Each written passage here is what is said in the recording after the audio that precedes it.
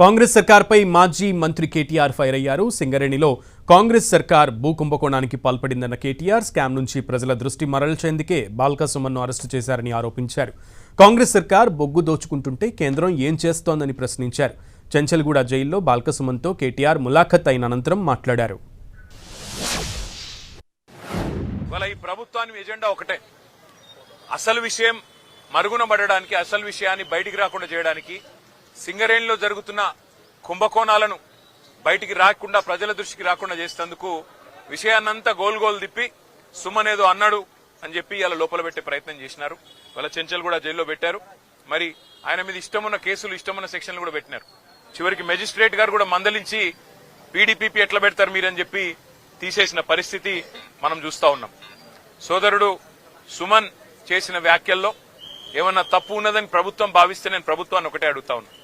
మరి కాంగ్రెస్ పార్టీ యొక్క పెద్దలు, ఇవాళ ముఖ్యమంత్రిగా ఉన్న రేవంత్ రెడ్డి, ఆ రోజు మల్కాజ్గిరి పార్లమెంట్ సభ్యుడిగా, పీసీసీ అధ్యక్షుడిగా ప్రగతి భవన్ అంటే ముఖ్యమంత్రి గారి అధికారిక నివాసం ప్రగతి భవన్ ని బాంబులతో పెట్టి పేల్చినా తప్పులేదు అన్నాడు.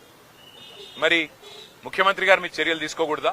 సింగరేణిలో జరుగుతున్న బొగ్గు దోపిడీ, సింగరేణిలో ఏదైతే మొన్న మా నాయకులు బయటపెట్టినారో 40 లక్షల మెట్రిక్ టన్నుల బొగ్గు తీయనిది తీసినట్టు చూపెట్టి ఇవాళ 1600 కోట్ల గోల్మాల్ కార్యక్రమం ఏదైతే చేస్తున్నారో, సింగరేణి కార్మికుల పొట్టగొట్టే విధంగా బోర్డు పెట్టకుండా ఏదైతే సతాయిస్తున్నారో, విజిలెన్స్ ఎంక్వైరీ పేట వేధిస్తున్నారో, మీ కుంభకోణాల నుంచి దృష్టి మరల్చడానికి ప్రయత్నం చేస్తున్నారో, దీన్ని వదిలిపెట్టం.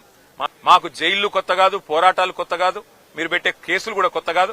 కానీ మేము మాత్రం వదిలిపెట్టం. రేవంత్ రెడ్డి గారు చేస్తున్న ఈ అన్యాయాల కుంభకోణాల నుంచి తప్పకుండా రేపు నేను ఉత్తరం రాస్తాను కేంద్ర బొగ్గు గనుల శాఖ మంత్రి కిషన్ రెడ్డి గారికి.